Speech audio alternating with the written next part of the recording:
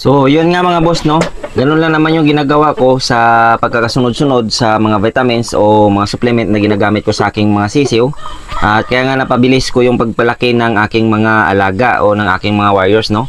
At maganda yung naging resulta ng aking mga ginagamit ng mga supplement.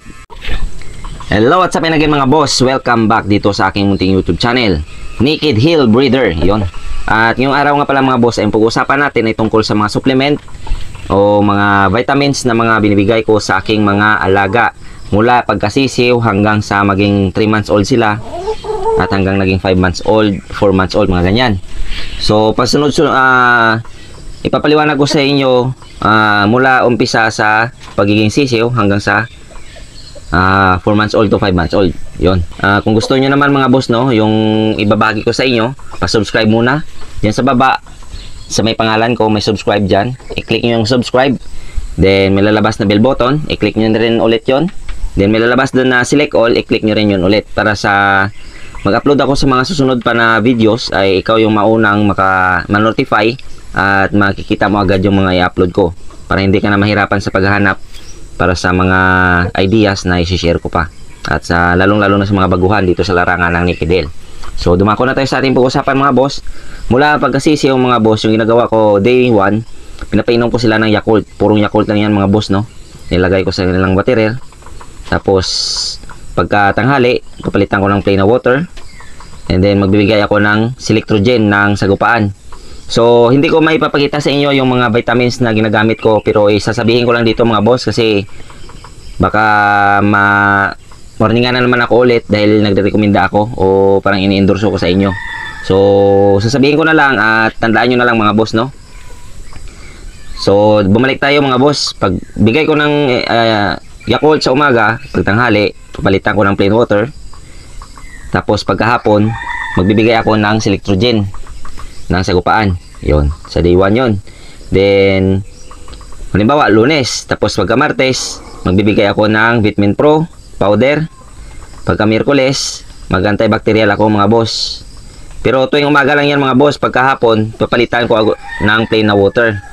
Tapos tapos natin mga antibacterial, magbigay na naman tayo ng Vitamin Pro mga boss, no, sa Webes.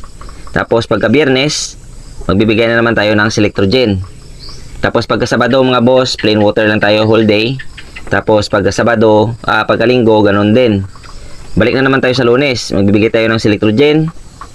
Tapos antibacterial na Primoxil. Pagka Miyerkules, magbibigay tayo ng Vitamin Pro powder. Tapos babalik na naman tayo ng Selectrogen.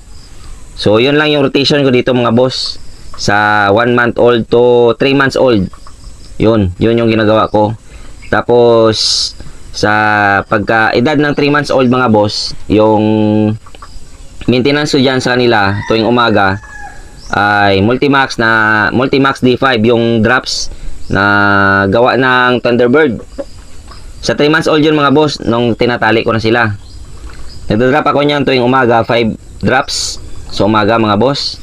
And then sa tanghali, pagkatanghali mga boss, mga alas 12 to mga alauna, mga ganon, magbibigay ako dyan ng multivitamins, yung pula, yung maliliit.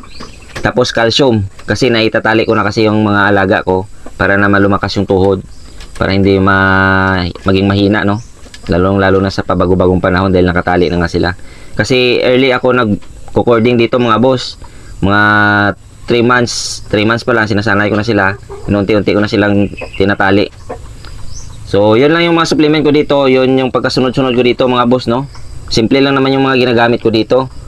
Yun nga, 1 month old to 3 months old, going to 3 months old, yun lang yung sinusunod-sunod ko na vitamins, Vitamin Pro, Selectrogen, tapos antibacterial na na Primoxil o Ambroxetil, pwede rin yun. Then every 15 days pala mga boss, nagpupurga ako ng bastonero hanggang mag 3 months old yan sila mga boss.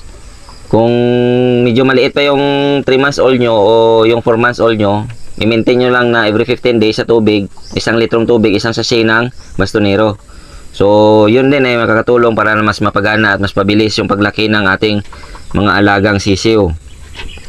Ganun lang yung ginagawa ko dito at sana ay may natutunan na naman kayo dito sa ibinahagi ko sa inyo. At kung nagustuhan nyo naman mga boss, pa-subscribe. At hanggang dito na lang muna mga boss, no? Sa susunod na naman ulit. At lagi nating tatandaan ang Nicky Dale ay sports lamang. Huwag tayong magpakalulong sa sugal. Lagi nating unahin ang ating pamilya. Yun lang. Maraming salamat and God bless sa ating lahat.